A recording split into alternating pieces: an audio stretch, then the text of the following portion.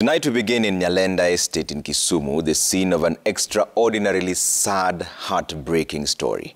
A family is tonight mourning the death of two sons, both victims of police beatings and whose deaths come a mere 5 days apart.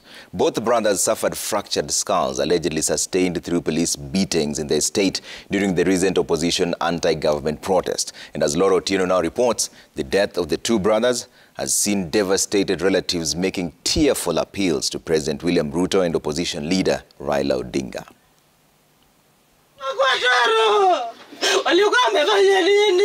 The family of Evelyn Achungo at Nyalenda Western Estate in Kisumu is in mourning. In the last 5 days, this mother of four has lost two of her sons.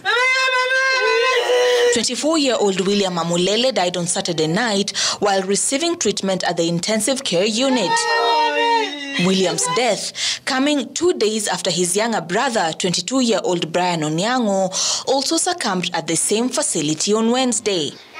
The two brothers were allegedly dragged out of their house by police officers during the anti-government protests 2 weeks ago. Nilishtuka sana nilipata vijana wanapigwa wako nje na vijana wangu watoke nje. Daktari alisema Brian alikuwa na crack kwa skali yake, nilileta shida ya kifo yake.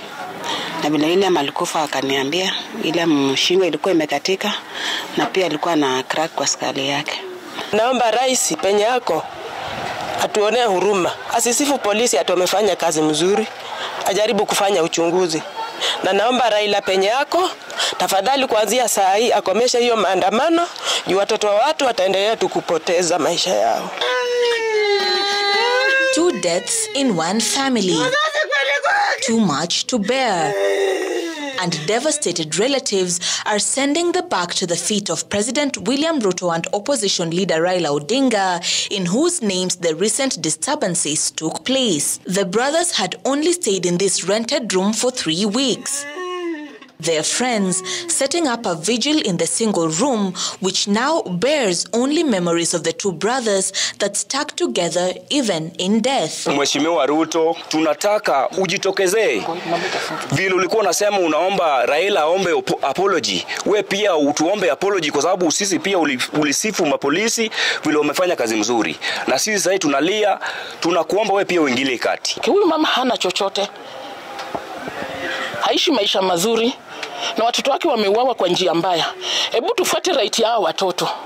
Tusinyamaze tu tuseme watu wana demonstrate, watu wanauawa na kuna usaidizi. We first encountered the story of the two brothers when we visited the Jaramogi Oginga Odinga Hospital in Kisumu to ascertain the number of persons admitted at the facility following the recent anti-government protests. Both brothers had head injuries and required high dependency and intensive care.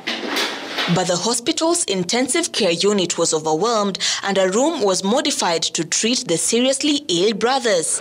Both brothers have lost their lives, with post-mortem reports indicating injuries inflicted on their skulls by blunt objects.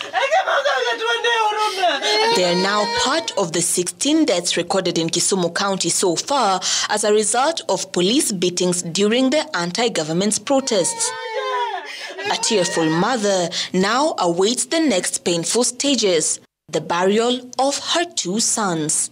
As both government and opposition warm up for dialogue to bring an end to the stalemate for Evelyn Achungo and hundreds other victims of police brutality, the scars of the anti-government protests will forever remain in their hearts as they wait for justice for their kin.